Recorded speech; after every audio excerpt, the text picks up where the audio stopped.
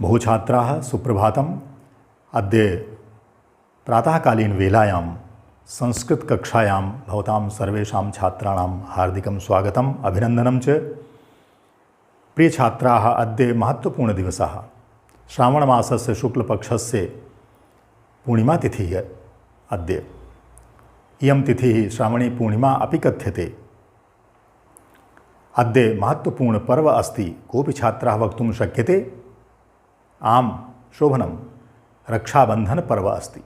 अद्य रक्षाबन्धनपर्व अस्ति। रक्षाबन्धनम्। अस्मिन् पर्वणि भगिन्यः स्वभ्रातृं रक्षाबन्धनं कुर्वन्ति। भ्रातरः अपि स्वभगिन्याः कृते रक्षाव्रतं धारयन्ति, आजीवनं परिपालयन्ति च। अतः रक्षाबन्धनस्य विशेषमहत्त्वम् अस्ति भारतीयसंस्कृतौ। इत्थमेव अन्यत् पर्व अपि अस्ति अद्य। कोऽपि छात्रः वक्तुं शक्यते? न जानासि। अद्य श्रावणी उपाकर्मपर्व अस्ति। जनाः अस्मिन् दिने यज्ञोपवीतस्य धारणं कुर्वन्ति, यज्ञोपवीतस्य परिवर्तनं कुर्वन्ति, नवीनं यज्ञोपवीतं धारयन्ति, यज्ञोपवीतसंस्काराः अपि भवन्ति। एकम् अन्यत् पर्व अपि अस्ति अद्य।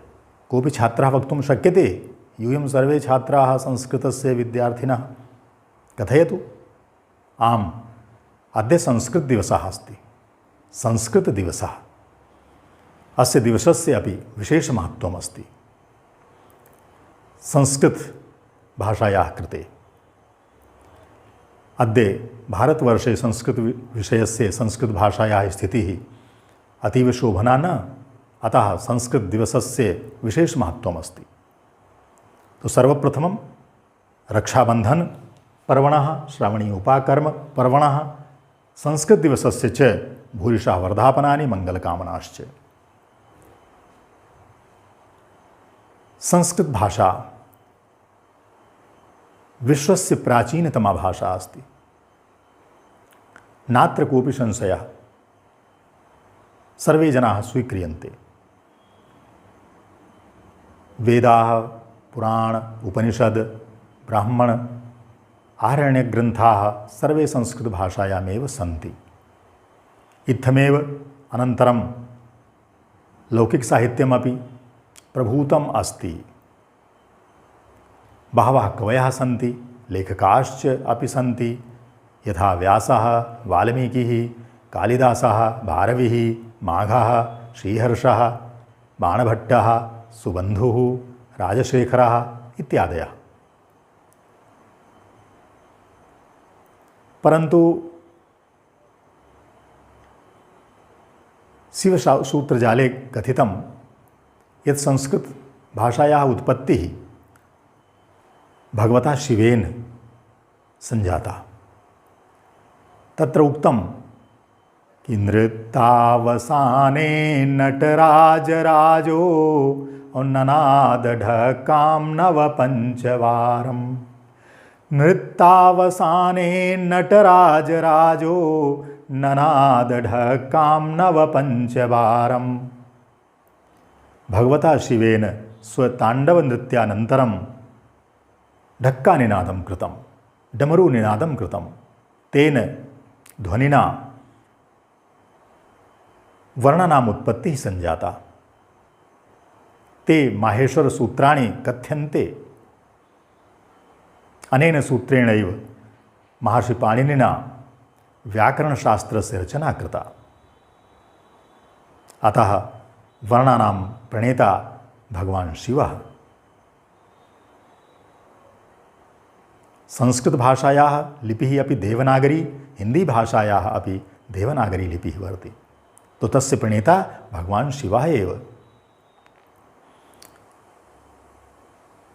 जनाः संस्कृतभाषाम् उपरि आरोपं कुर्वन्ति यत् संस्कृतभाषा प्राचीनतमा अस्ति। आधुनिके काले वैज्ञानिकयुगे संस्कृतभाषायाः उपयोगिता नास्ति। संस्कृतभाषा कर्मकाण्डस्य भाषा अस्ति। केचित् जनाः कथयन्ति। और केचित् जनाः कथयन्ति यत् संस्कृतभाषा मृतभाषा अस्ति। संस्कृत भाषा एकदेशस्य भाषा नास्ति, संस्कृत भाषा सार्वदेशिकी भाषा अस्ति, संस्कृत भाषा सार्वकालिकी भाषा अस्ति, संस्कृत भाषा शाश्वत भाषा अस्ति, तस्य उपयोगिता सदा सर्वदा भविष्यति। परंतु तस्य ज्ञान विज्ञानस्य प्रचार प्रसारस्य आवश्यकता अस्ति भारतीयानां कृते। अतएव संस्कृत दिवसः युज्यते। सर्वे छात्राः जानन्ति यत् गुरुत्वाकर्षण नियमस्य प्रतिपादिकः कः। सर्वे छात्राः जानन्ति कः प्रतिपादकः, कथयन्तु। न्यूटन महोदयः।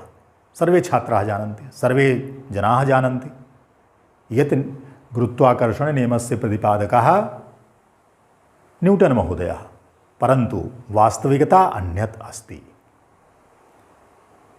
प्राचीन भारतीय वैज्ञानिक भास्कराचार्य महोदयेन न्यूटनात् 500 वर्ष पूर्वम् एव उद्घोषितं स्वग्रन्थे यत् गुरुत्वाकर्षण शक्तिः पृथिव्याम् अस्ति।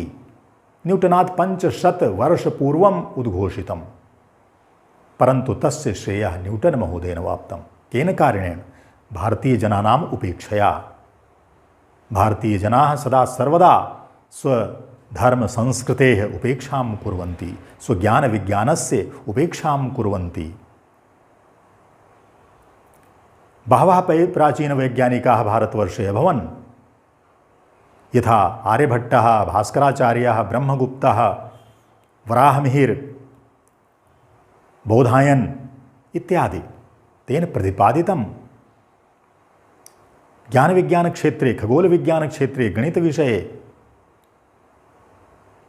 बहवः सिद्धान्तानां प्रतिपादकाः सन्ति। तस्य प्रचार प्रसारस्य आवश्यकता अस्ति, तस्य ज्ञानस्य आवश्यकता अस्ति। तो संस्कृत दिवसस्य अयमेव उद्देश्यः। विशेषतः संस्कृतज्ञाः तस्य प्रचारं प्रसारं कुर्वन्तु, संस्कृत भाषायां सम्भाषणं कुर्वन्तु। इत्थमेव चरक, सुश्रुत इत्यादि बहवः विद्वांसः अभवन्, येन प्रतिपादितम् आयुर्वेद क्षेत्रे।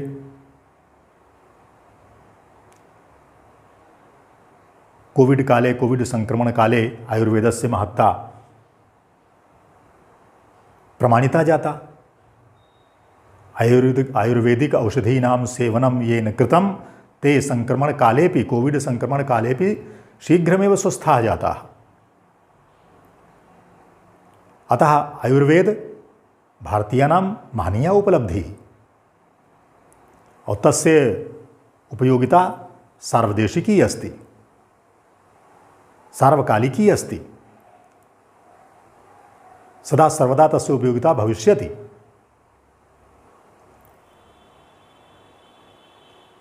इत्थमेव ये जनाः कथयन्ति यत् संस्कृत प्राचीनतमा भाषा अस्ति, इदं तु संस्कृतभाषायाः कृते भूषणं न कि दूषणं। प्राचीनतमा अस्ति, परन्तु ज्ञानविज्ञानस्य भाषा अस्ति। शोधकरणस्य आवश्यकता। संस्कृत भाषायाः व्याकरणं वैज्ञानिकं सुस्पष्टम् अस्ति। वर्णानाम् उच्चारणम् अतिस्पष्टं भवति। वैज्ञानिकी भाषा अस्ति। अतएव वैज्ञानिकाः कथयन्ति यत् कंप्यूटर यन्त्राय सर्वाधिका उपयोगी भाषा संस्कृतमेव। नासा वैज्ञानिकैः अपि कथितं। डीन ब्राउन महोदयः कथयन्ति यत् संस्कृत भाषायां वैदिक मंत्रेषु विशेषतया ओंकारध्वनिः अस्ति। तस्य उपयोगिता मानव शरीरस्य कृते, मानव शारीरिक मानसिक विकासाय सर्वाधिका। ओंकारध्वनिः, ओंकारध्वनिः ब्रह्माण्डस्य शब्दः, ब्रह्माण्डस्य ध्वनिः। तस्य उच्चारणेन मानसिक परिवर्तनं भवति, शान्तिः प्राप्यते।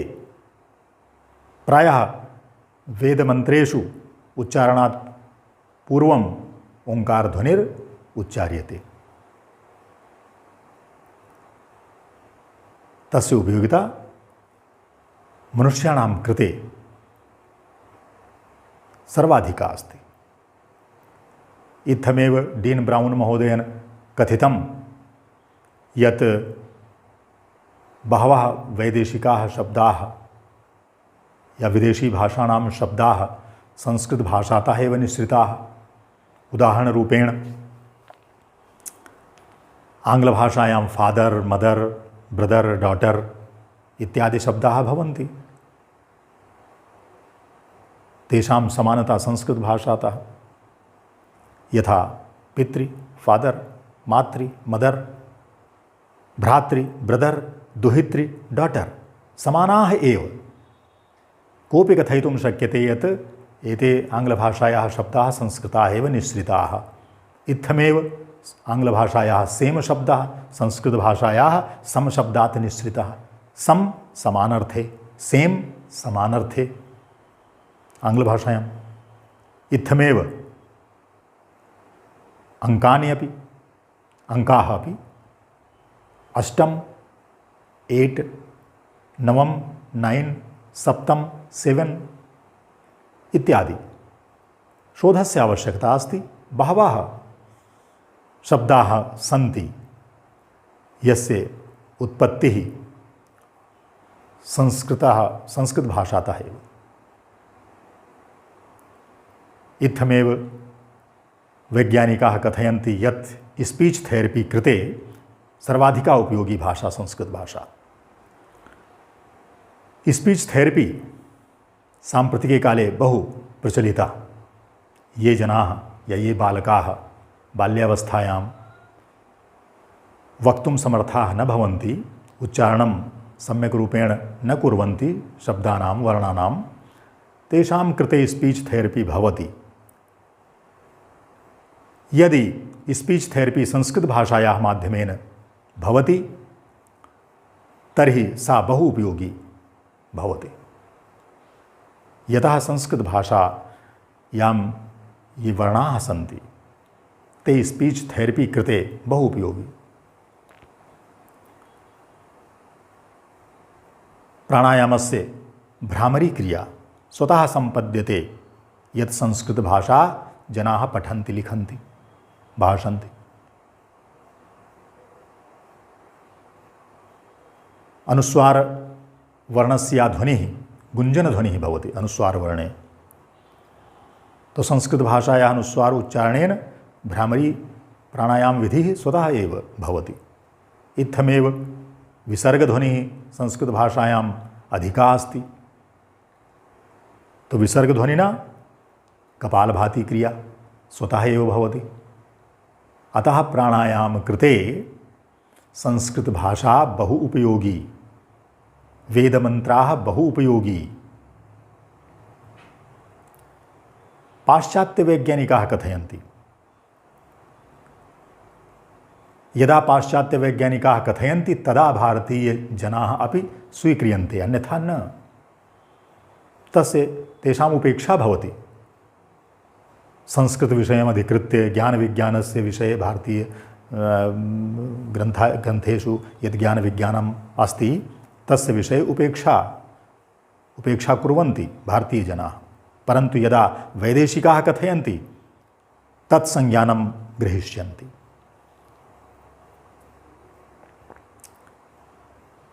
तो इत्थमेव ये जनाः कथयन्ति यत् संस्कृतभाषा कर्मकाण्डस्य भाषा, ये कथयन्ति संस्कृतभाषा मृतभाषा, संस्कृतभाषा कथं मृतभाषा भवितुम् अर्हति, यस्यां भाषायाम् ईदृशं ज्ञानविज्ञानम् अस्ति, ईदृशी उपयोगिता अस्ति साम्प्रतिके वैज्ञानिककाले।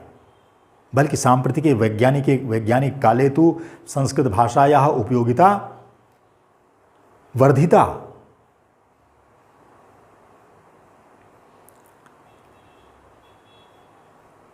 महात्मा गांधी सदा सर्वदा कथयति स्म यत् मया संस्कृतं न पठितम् अतः मानसं खिद्यते। संस्कृत भाषा ईदृशी एव। महात्मा गांधी हमेशा कहते थे कि मैंने संस्कृत नहीं पढ़ी, हमेशा मुझे इसका पश्चाताप दुख रहता है। यथा संस्कृतविज्ञाने ईदृशं ज्ञानविज्ञानम् अस्ति तस्य पठनस्य अवसरः न मया अवाप्तम्। संविधान निर्माता बाबा भीमराव अम्बेडकर महोदयः कथयति अस्मि यत् संस्कृतभाषा एकतायाः भाषा अस्ति। भारतराष्ट्रम् ऐक्यं कर्तुं सर्वाधिका उपयोगी संस्कृतभाषा अस्ति। यत् संस्कृतभाषायां शङ्खनादः अस्ति वसुधैव कुटुम्बकम् इति भावनायाः। अयं निजः परो वेति गणना लघुचेतसाम् उदारचरितानां तु वसुधैव कुटुम्बकम् उद्घोषम् अस्ति। भारतीय संस्कृतेः उद्घोषम् अस्ति, संस्कृतभाषायाः उद्घोषम् अस्ति। सर्वत्र शान्तिः भवेत् संस्कृतभाषायाम् उद्घोषः अस्ति। पृथ्वी शान्तिः, सर्वत्र शान्तिः, शान्तिरेव शान्तिः। केवल पृथ्वी पर नहीं, अंतरिक्ष शांति, पूरे ब्रह्मांड में शांति की कामना की गई है। भारतीय संस्कृति में, संस्कृत भाषा में, संस्कृत भाषा के माध्यम से ओम शांति, ब्रह्म शांति, पृथ्वी शांति, अंतरिक्ष शांति, देव शांति, रापः शांति, शांतिरेव शांति, शांति में भी शांति हो, कीदृशी व्यापक कल्पना अस्ति। साम्प्रतिके युगे साम्प्रतं विश्वस्य कृते इयं शांति कामना बहु उपयोगी अस्ति। परिपालनस्य आवश्यकता अस्ति। तृतीय विश्वयुद्धं प्रति विश्वम् अग्रे सरति। अतः अस्मिन् काले संस्कृत भाषा, शांति कामना, वसुधैव कुटुम्बकस्य भावना अतीव आवश्यकी अस्ति।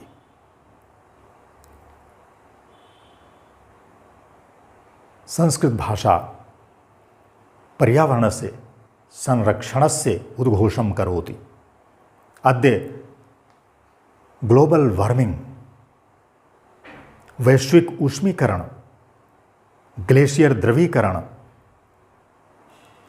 प्रदूषणस्य समस्या सर्वाधिका अस्ति जगति, न केवलम् एकदेशे, सर्वत्र जगति। अतः संस्कृतभाषायाः एव आवश्यकता अस्ति। संस्कृतभाषायां यः सन्देशः अस्ति तस्य परिपालनस्य आवश्यकता अस्ति।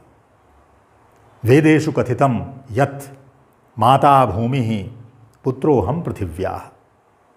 भूमि हमारी माता है, मैं पृथ्वी का पुत्र हूँ। अस्य भावनायाः आवश्यकता साम्प्रतं। यदा मातृपुत्र संबंध भविष्यति पृथिव्या सह, तदा मालिन्यस्य कापि रञ्चमात्रमपि आवश्यकता न भविष्यति, मालिन्यं न भविष्यति। मातृपुत्र संबंधस्य आवश्यकता अस्ति। जब हम अपनी धरती को माँ मान लेंगे तो उस धरती पर गंदगी नहीं करेंगे। जब हम अपनी नदियों को माँ मान लेंगे, और माना है, उद्घोष किया गया है, परंतु हम मानते नहीं हैं, तो आवश्यकता अस्ति यत् माता भूमिः पुत्रोऽहं पृथिव्याः। ईदृशम् उद्घोषम् अस्ति वेदेषु, संस्कृतभाषायाः ग्रन्थेषु। तस्य आवश्यकता परिपालनस्य अस्ति। प्रदूषणं न भविष्यति तदा। एकमेव उपचारम् अस्ति यत् माता भूमिः पुत्रोऽहं पृथिव्याः। अस्य सन्देशस्य प्रचारस्य प्रसारस्य अनुपालनस्य आवश्यकता अस्ति केवलम्। पृथिव्यातः प्रदूषणमुक्तिः अवश्यमेव भविष्यति यदा अस्य मन्त्रस्य परिपालनं भविष्यति जगति। सर्वेषां कृते पालनीयं सन्देशमस्ति। माता भूमिः पुत्रोऽहं पृथिव्याः। बहवः जनाः कथयन्ति संस्कृत भाषा कठिना अस्ति। नहीं, संस्कृत भाषा सरला अस्ति, सरसा अस्ति, मधुरा अस्ति। एकं गीतम् अन्ते श्रावयामि, तदनन्तरं वाणीविरामं करिष्यामि। गीतस्य रचयिता डॉक्टर श्रीनिवास रथ महोदयः। अस्ति पूर्व संस्कृत आचार्यः विक्रम विश्वविद्यालयस्य। सरस सुबोधा विश्वमनोज्ञा ललिता हृद्या रमणीया। सरस सुबोधा विश्वमनोज्ञा ललिता हृद्या रमणीया। अमृतवाणी संस्कृत भाषा नैव क्लिष्टा न च कठिना, नैव क्लिष्टा न च कठिना। संस्कृत भाषा क्लिष्ट नहीं है, कठिन नहीं है। नैव क्लिष्टा न च कठिना। तो सरस सुबोधा विश्वमनोज्ञा ललिता हृद्या रमणीया। अमृतवाणी संस्कृत भाषा नैव क्लिष्टा न च कठिना। कविकुल गुरु वाल्मीकि विरचिता रामायण रमणीय कथा। अतीव सरला मधुर मंजुला नैव क्लिष्टा न च कठिना, नैव क्लिष्टा न च कठिना। तो व्यास विरचिता गणेश लिखिता, व्यास विरचिता गणेश लिखिता महाभारते पुण्यकथा। और कौरव पांडव संगर मथिता नैव क्लिष्टा न च कठिना, नैव क्लिष्टा न च कठिना। तो कुरुक्षेत्र समरांगण गीता, कुरुक्षेत्र समरांगण गीता विश्ववंदिता भगवद गीता। कुरुक्षेत्र समरांगण गीता विश्ववंदिता भगवद गीता। अदय अतीव मधुरा, अतीव मधुरा कर्म दीपिका नैव क्लिष्टा न च कठिना, नैव क्लिष्टा न च कठिना। अंतिम है कविकुल गुरु नवरसोन्मेषजा, कविकुल गुरु नव रसोन्मेषजा ऋतु रघुकुमार की कविता। विक्रम शाकुंतल मालविका नैव क्लिष्टा न च कठिना, नैव क्लिष्टा न च कठिना। तो सरस सुबोधा विश्वमनोज्ञा ललिता हृद्या रमणीया। अतीव सरला मधुर मंजुला नैव क्लिष्टा न च कठिना। अमृतवाणी संस्कृत भाषा नैव क्लिष्टा न च कठिना, नैव क्लिष्टा न च कठिना। धन्यवादः। जयतु भारतं, जयतु संस्कृतम्।